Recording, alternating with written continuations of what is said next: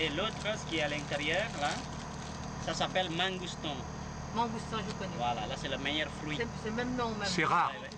Mangoustan. C'est très rare en plus. Hein. La mangue. La mangue. Et par ici, c'est pareil. Oui, c'est le même. Voilà. Bien. Parfait.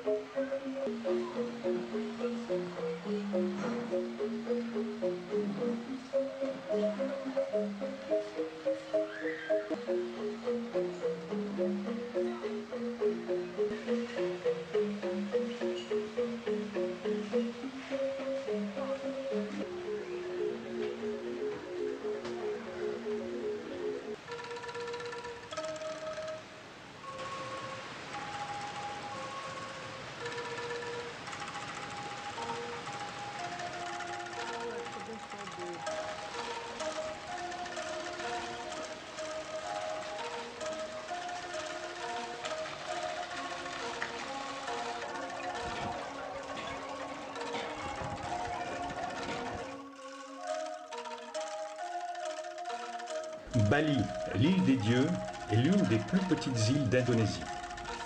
De longues et superbes plages dans le sud, des montagnes extraordinaires couvertes de forêts, des collines riantes sur lesquelles les rizières étagées dessinent de jolies courbes ou, dans la lumière, une culture vivante et authentique.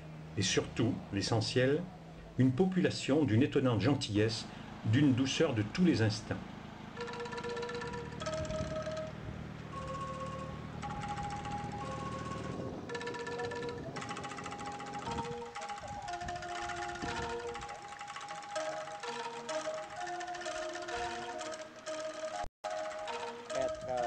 Il va chercher l'eau chaude pour faire le café de midi. Lagi kenapa merah? Kayak anget.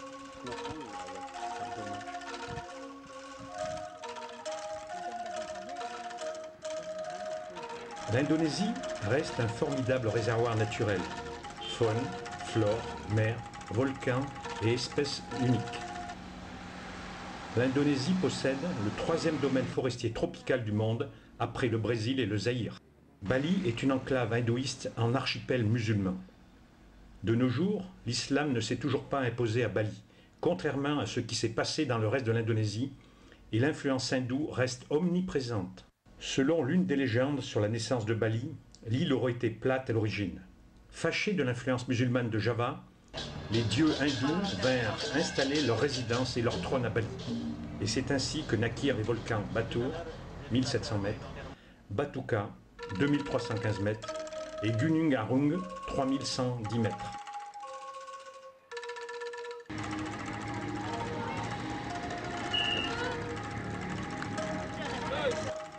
Face à l'invasion touristique, les balinais conservent leur calme et leurs coutumes. Quel plaisir de voir, dès le matin, hommes et femmes déposer leurs offrandes devant leur demeure et faire leurs prières comme si rien d'autre n'importait. Sûrement, est-ce cette perception de l'essentiel, commune à tous les balinais, qui les rend si affables. Les gens s'habillent en noir. En noir, ce sont la sécurité. Vous voyez, à l'intérieur, la t-shirt est rouge. Les messieurs, ils portent l'eau bénite dans le tube de bambou qui est enveloppé avec le tissu blanc. C'est ça, les trois messieurs devant. Et ce qu'on porte sur la tête, ce sont les offrandes. Un sourire. Ah ouais. Là, récemment ici, nous regardons une procession. Je ne pensais pas que les hommes étaient aussi. Ah oui, les hommes, mais très rare.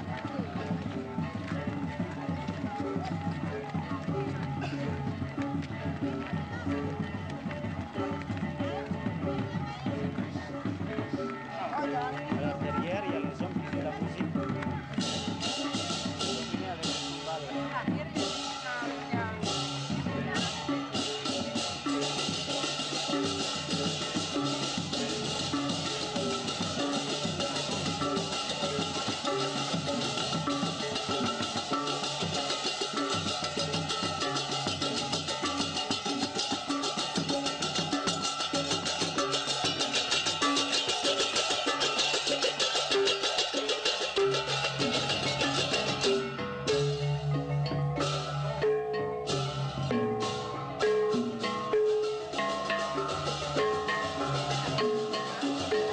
L'hindouisme de Bali est très différent de celui pratiqué en Inde. C'est une religion revue et corrigée par les balinais qui se rapproche fort d'une religion animiste.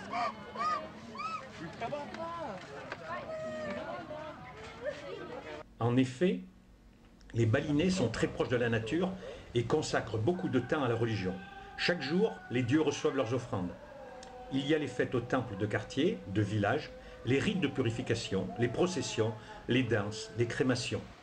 Il ne se passe pas une journée sans que l'on rencontre une cérémonie ou une sanctification. Ici, la religion se vit dans la décontraction.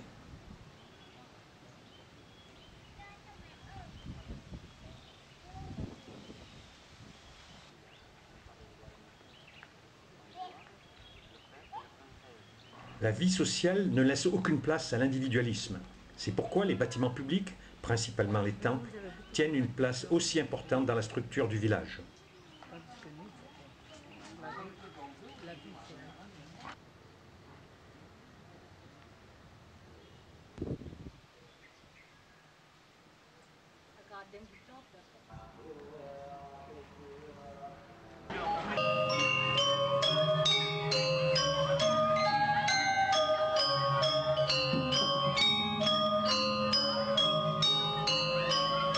Le xylophone est l'instrument fétiche de l'Indonésie.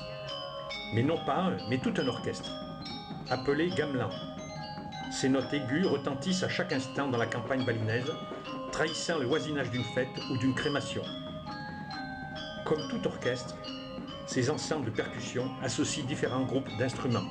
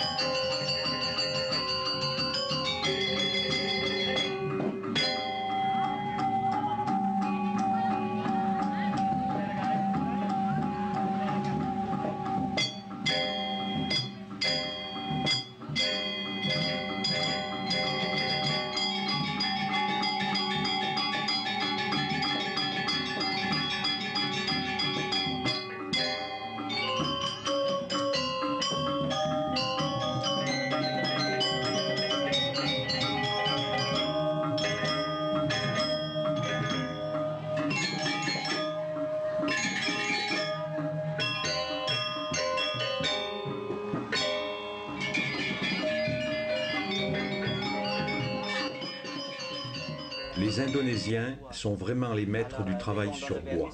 Les sculpteurs sont souvent des artistes de talent. Dans l'archipel, on a toujours travaillé le bois pour la construction des maisons, la fabrication des outils et des objets usuels. Mais la sculpture était destinée à l'ornementation des palais princiers. Avant d'acheter, il faut savoir distinguer la pièce en ébène, en teck, en acajou ou en jacquier, exécutée par un artisan chevronné. 7 mètres d'auteur, celui-là.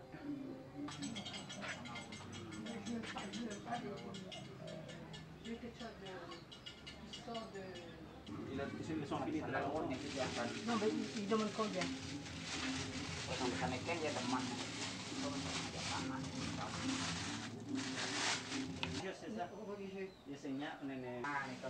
Voilà, c'est ça. C'est vrai que c'est marqué. Lui, il a stocké beaucoup de bois. Makin bentar boleh taruh sana. C'est moi qui. Ce que j'ai dit tout à l'heure. Déduit, Les statuettes qu'on voit ici, c'est l'histoire Rama et Sita. C'est un démon qui est en train d'enlever une princesse. Donc il y a un aigle qui voulait aider à libérer la princesse.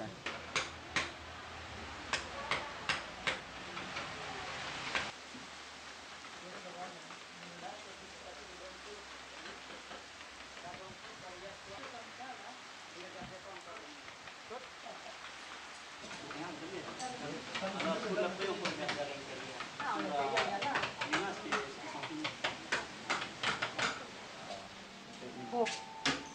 Malheureusement, la production a tendance à s'industrialiser au détriment de la finition et de la création originale. Le marchandage est une règle d'or. Tout, mais vraiment tout marchandé. Les prix sont à diviser par 2, voire 3. Merci. J'aime pas mon prénom. Pourquoi? Oh là. C'est un sacre du Mấy cái này xem nào á.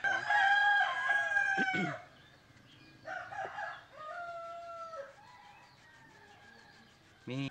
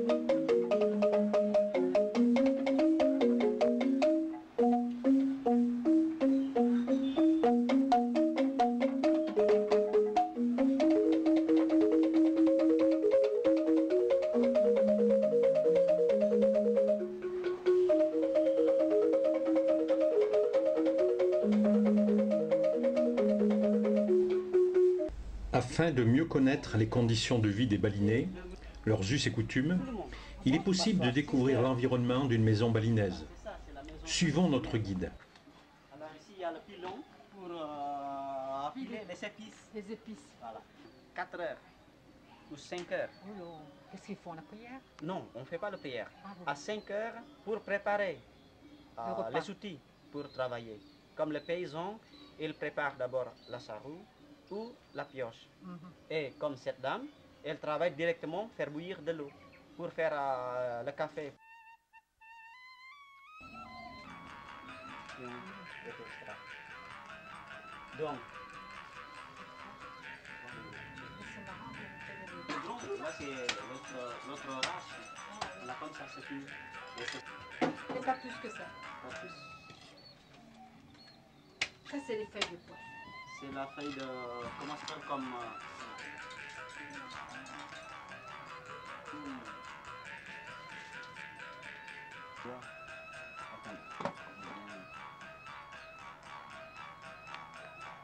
C'est question de goût.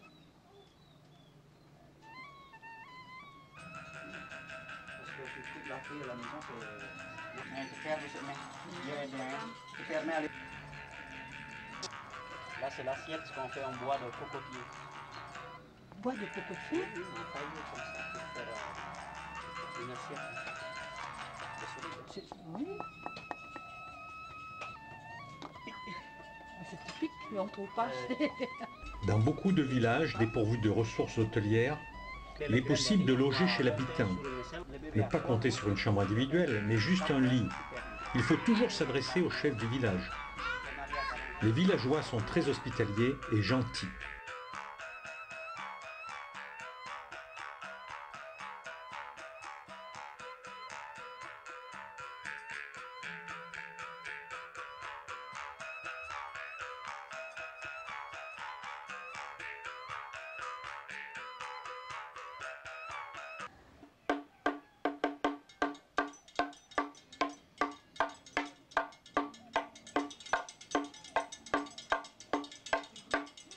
C'est bon?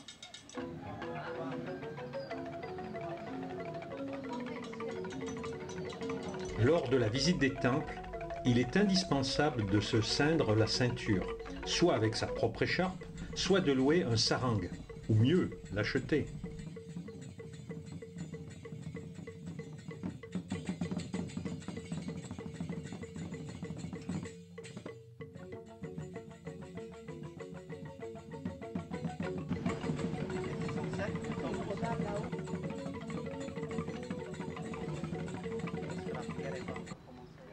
Peut-être à 10 personnes ou 20 personnes qui travaillent par jour, nettoyer, préparer les offrandes. Senyum yang manis.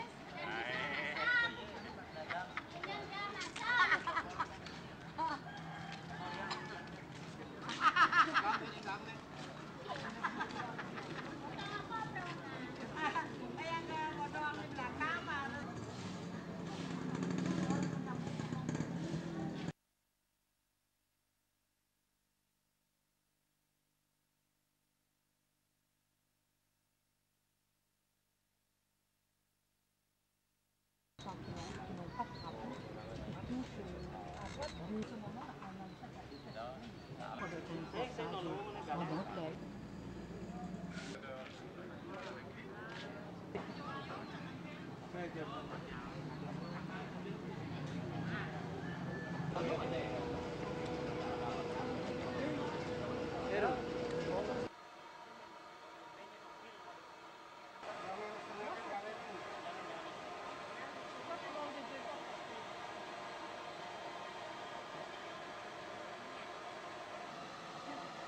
Pimenté, le sauce? Non, non, c'est pas tout le monde. C'est bon. Voilà, le guide, il monte les tours. Bon appétit, les guides. Bon appétit. Mais, Juan, Kulitnya. tu me laisses un petit morceau? Tu me laisses un petit morceau?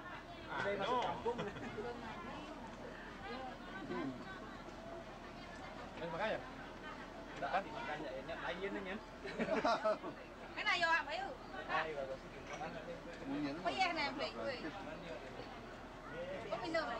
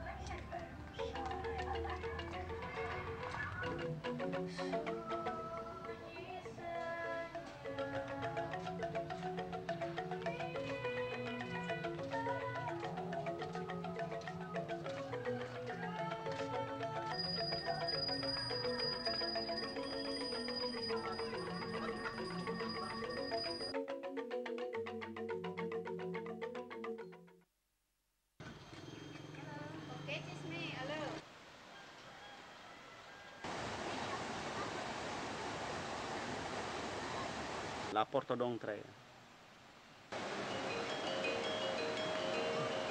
Ici, sur les 4 structures d'ici, ce sont 7 mètres de terre. Dans cet endroit. C'était dans la rivière. Non, c'est bon. Le petit temple au milieu, c'est l'île de Bali, comme le fondateur. Attaché par 2 dragons pour éviter le tremblement de terre.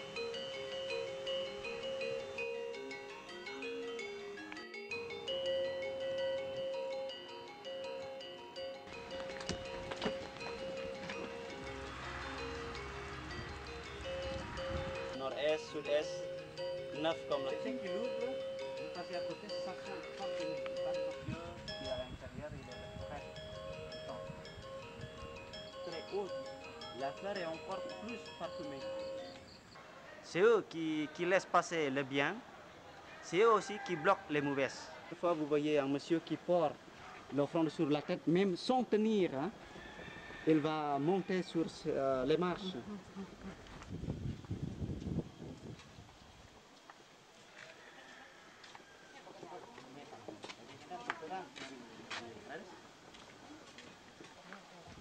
Voilà. Maintenant, vous voyez derrière le monsieur qui porte une offrande. Oui, noix de coco. Ici, c'est des offrandes, ce qu'on met par rapport de cérémonie du temple, ce qu'il vient tous les 210 jours. Les gens du village, ils vont venir ici avec leur offrande. Dès qu'il n'y a plus de place dans la 3e cour, oui, récupérer leur offrande. Dès ici, ce sont les femmes du village, qu'ils viennent au temple en portant leur offrande.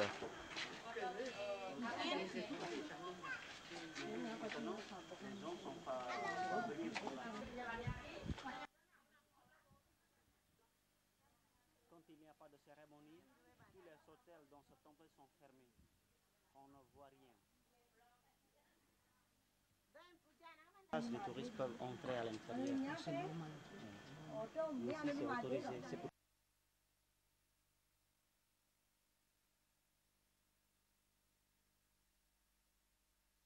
Ici, c'était en 1968. À Bali, on ne danse pas la java, dicton local. Sur cette terre sacrée, les dieux empruntent les corps de danseurs pour conter leurs aventures, notamment l'épopée hindoue du Ramayana.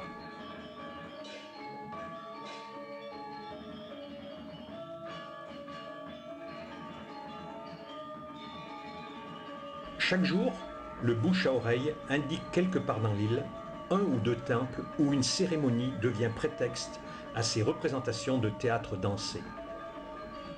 Invariablement rythmée par un ensemble de gamelans, la danse peut filer durant des heures une communion parfaite avec le spectateur et les divinités qu'elle honore.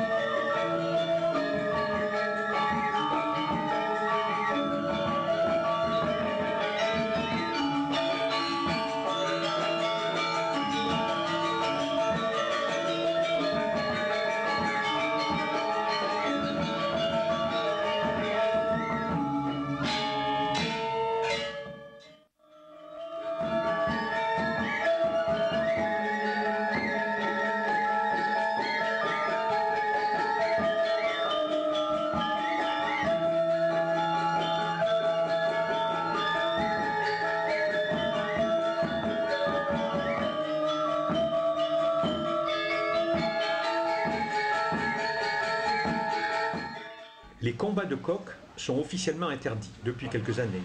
De nombreux Indonésiens s'étant ruinés au cours de paris insensés. Officiellement seulement, car il est possible d'en voir facilement dans les villages, dans certains temples ou au cours de cérémonies religieuses. Ils sont alors autorisés. Dans les villages, des hommes se baladent avec leurs coqs, caressant leur plumage. Souvent, les coqs sont aussi protégés dans de beaux paniers de feuilles de palme, tressés de manière élégante. Les coqs destinés au combat sont nourris de manière particulière. La foule de parieurs se presse autour d'une petite arène. Avant le combat, les propriétaires des coqs garnissent l'une des pattes, la gauche en général, d'un ergot métallique coupant comme un rasoir.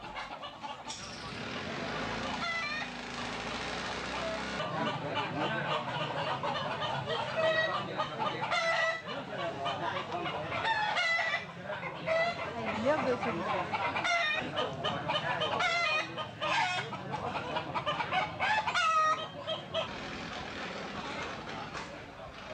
a un vieux monsieur qui entre maintenant avec. Puis les courses, c'est chiant les courses. Partout on n'a pas fait un les courses. Nous, il aime pas. C'est qui faut tenter ça.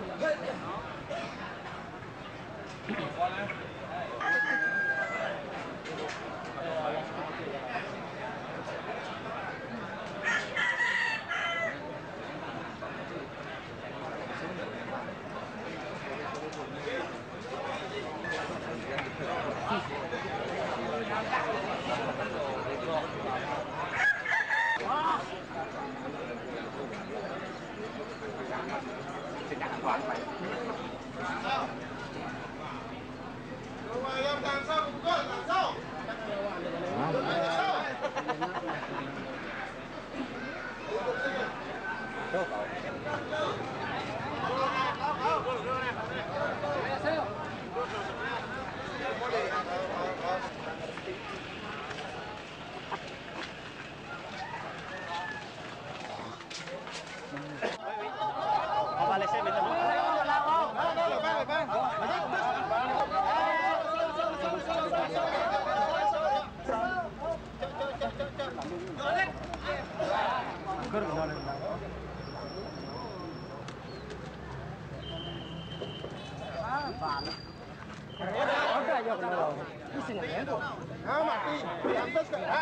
Pantas kau.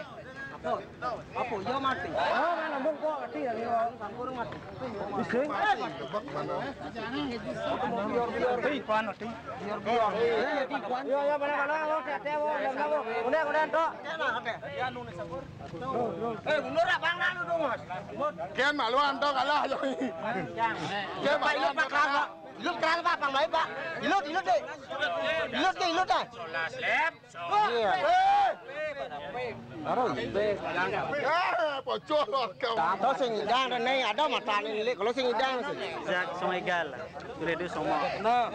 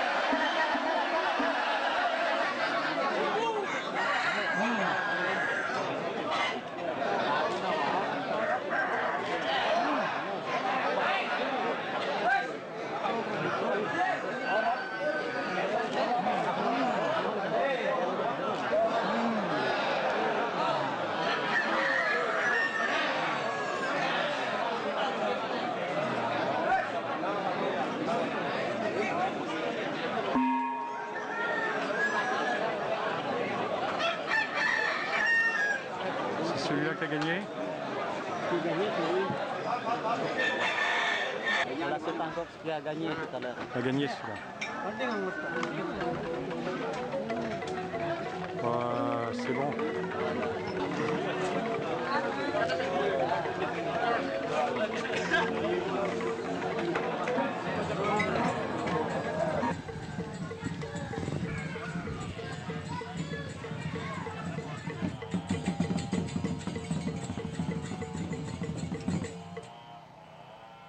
Chaque village balinais est avant tout une grande communauté sociale d'inspiration religieuse.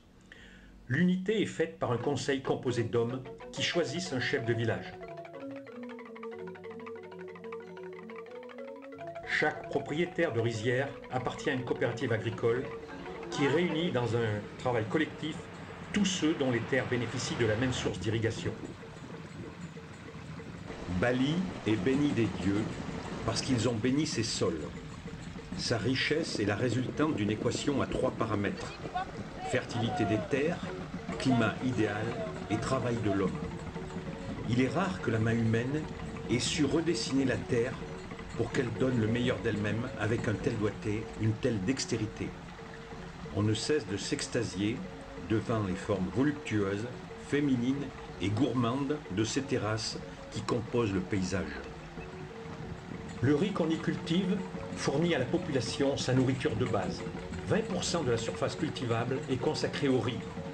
Grâce à un système d'irrigation et de production parfaitement maîtrisé, les agriculteurs réalisent 2 récoltes par an.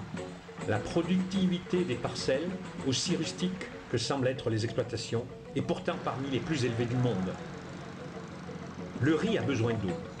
Si la gestion de cette eau est parfaitement maîtrisée, diguettes, canaux, drains, il s'agit de riz irrigué. C'est le type de riziculture le plus performant. Pour repiquer le riz, la terre doit être préparée. Le labour permet d'enfouir les mauvaises herbes, d'ameublir la terre et de l'oxygéner. Ensuite, pour avoir une lame d'eau régulière sur toute la rizière, on doit planer. Cette opération s'effectue à la main ou par traction animale.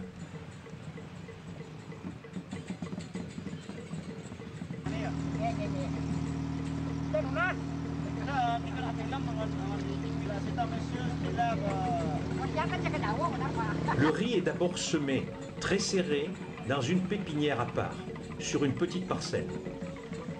20 à 25 jours après, les plants sont soigneusement arrachés et repiqués en touffes de 3 à 5 brins dans la rizière.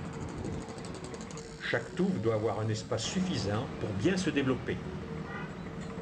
Le repiquage est réalisé la plupart du temps par les femmes, les enfants.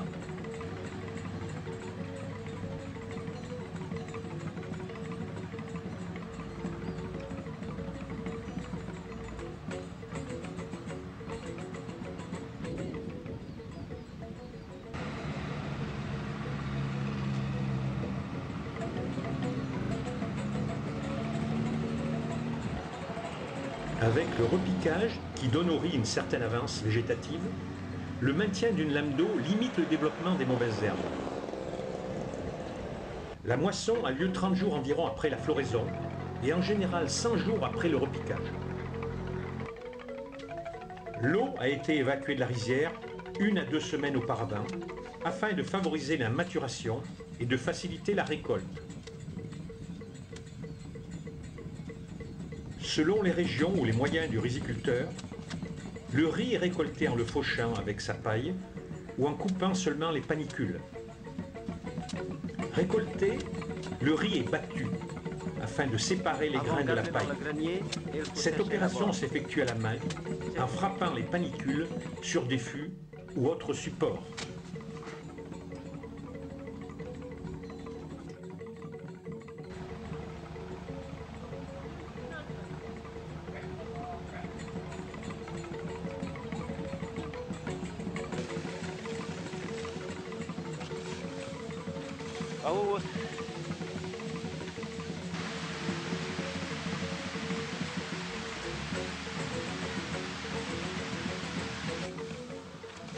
Le riz sur l'asphalte.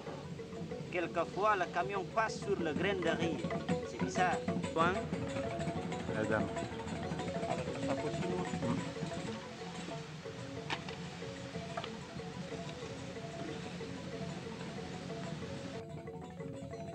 Avant de mettre dans le sac.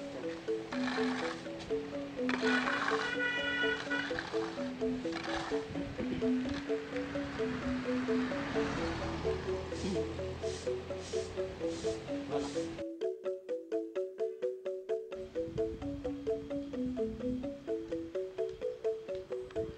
En Indonésie, et particulièrement à Bali, on mange bien. Le riz et la nourriture de base, bien sûr. On y mange beaucoup de poissons et des crustacés. Le poisson constitue avec le riz la base du régime alimentaire.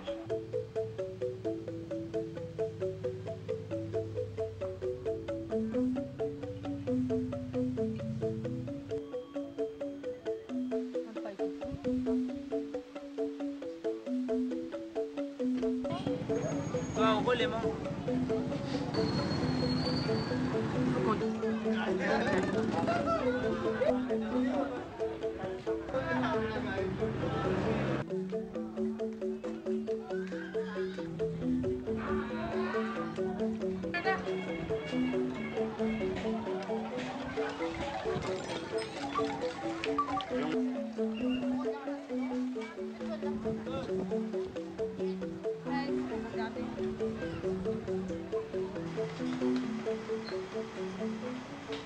C'est bon.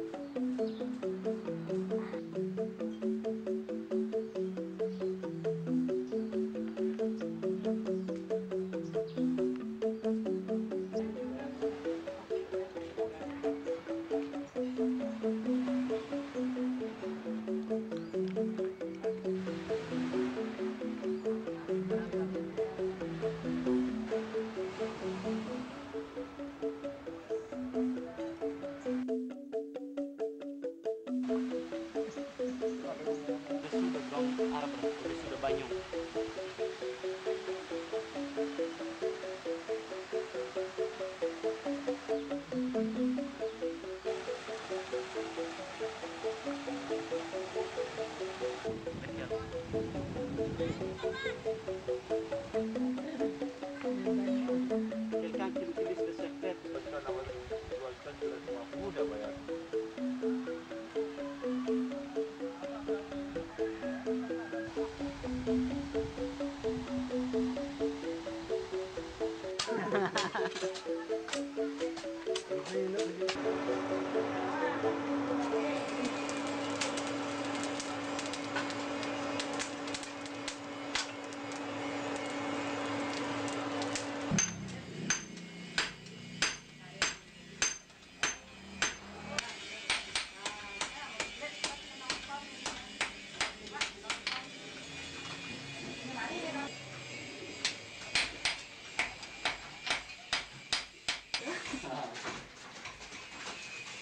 Yang taruh serap merabam ambang aja. Aduh, lah, kenal Pak. Ada dengan anak darah perang medar kan. Kalau ada napi-napi. Yang kebarjo ke rumah lah untuk dar ke rumah.